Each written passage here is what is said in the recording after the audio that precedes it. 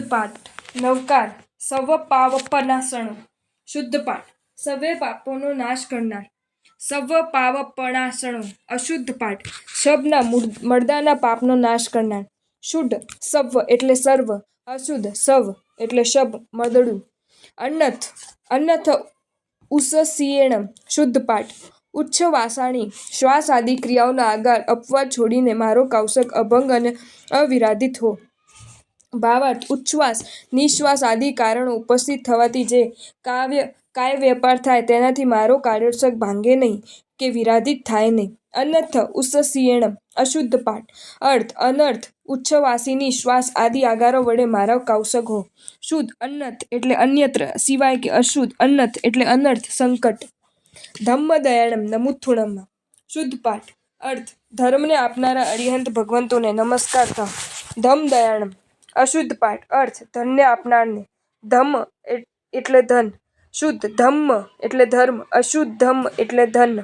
સવ્વનૂનમ શુદ્ધ પાઠ સર્વજ્ઞ એવા અરિહંત ભગવંતોને નમસ્કાર થાવ.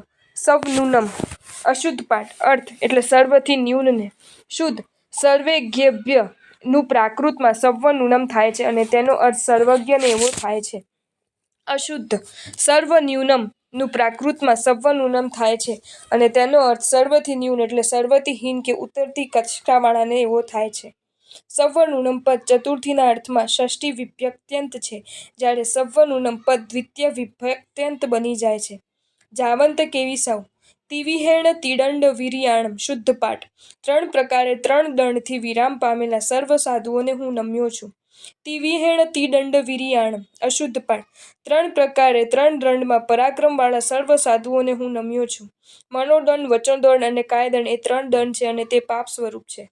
શુદ્ધ વીરતેભ્ય એટલે નું પ્રાકૃતમાં વીર્યાણમ બને છે. વી પ્લસ રમ વીર્યાણમ વિરામ પામેલાઓને. અશુદ્ધ વીર્ય શબ્દનું પ્રાકૃતમાં વીર્ય થાય છે અને તેનું ષષ્ઠી બહુવચનમાં વીર્યાણમ થાય છે. તિદંડ વીર્યાણમ એટલે ત્રણ દંડમાં પરાક્રમવાળાઓને. આમ વીર્યાણમ શબ્દમાં રહેલી વી ને બદલે ઊંચી ઈ વાળી વી અને ર ને બદલે રી બોલવાથી પાપ સ્વરૂપ ત્રણ દંડથી ત્રણ પ્રકારે વિરામ પામેલા સર્વ સાધુઓને એવા સાચા અને સારા અર્થને બદલે ત્રણ પ્રકારના દંડ કે જે પાપ સ્વરૂપ હોવાથી અનર્થકારી છે એવા ત્રણ દંડમાં ત્રણ પ્રકારે એટલે મન વચન કાયાથી પરાક્રમવાળા સર્વ સાધુઓને હું નમ્યો છે એવો ખોટો ને ખરાબ અર્થ થઈ જાય છે.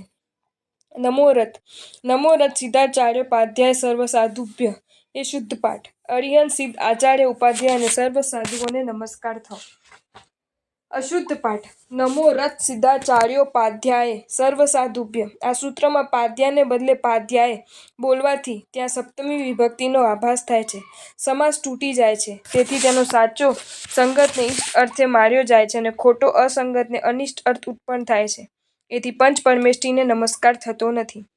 જય વીરાય ભવ્વ નિવ્યો મગ્ગાનુસાર્યા શુદ્ધ પાઠ હે પ્રભુ, મને તમારા પ્રભાવથી ભવનો નિર્વેદ અને માર્ગાનુસારિતા માર્ગને અનુસરવાપણું પ્રાપ્ત થાવ.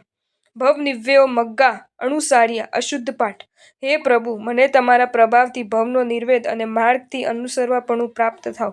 અહીં શબ્દનો માત્ર એક નો વધારો થઈ જવાથી આવો અસંગત થઈ જાય છે.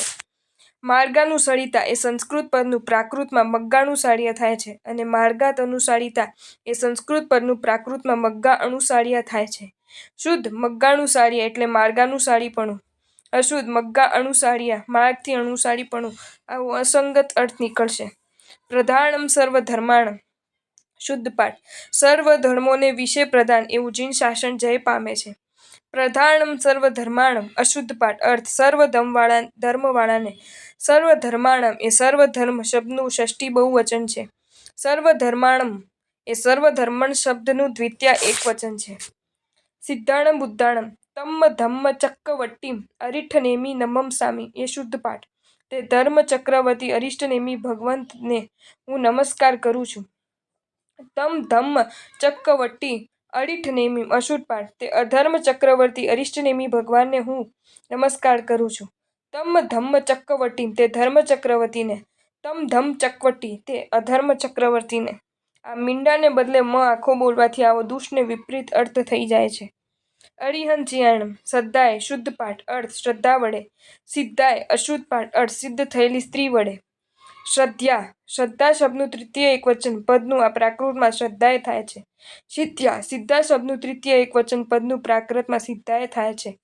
કલ્યાણ કંદમ, સુગણિકઠાણમ એ શુદ્ધ પાઠ. અર્થ સારા ગુણોને એક સ્થાનભૂત. સુગણિકઠાણમ અશુદ્ધ પાઠ. સારા ગણના સમુદાયના એક સ્થાનભૂત. શુદ્ધ ગુણ એટલે ગુણ, સારા લક્ષણ. અશુદ્ધ ગણ એટલે સમુદાય. ગુણીના સ્થાને ગણી બોલવાથી અર્થમાં આવો ફેરફાર થઈ જાય છે. અપાર સંસાર, શુદ્ધ પાઠ. અર્થ જેનો પાર ના પામી શકાય એવો સંસાર. અપાર સંસાર, અશુદ્ધ પાઠ. અર્થ અલ્પ આરાવાળો સંસાર. અપાર, પાર ન શુદ્ધ, અપાર, પાર ના પામી શકાય તેવો. અશુદ્ધ, અપાર, અલ્પ આરાવાળો. અલ્પાર શબ્દ પરથી પ્રાકૃતમાં અપાર શબ્દ બને છે.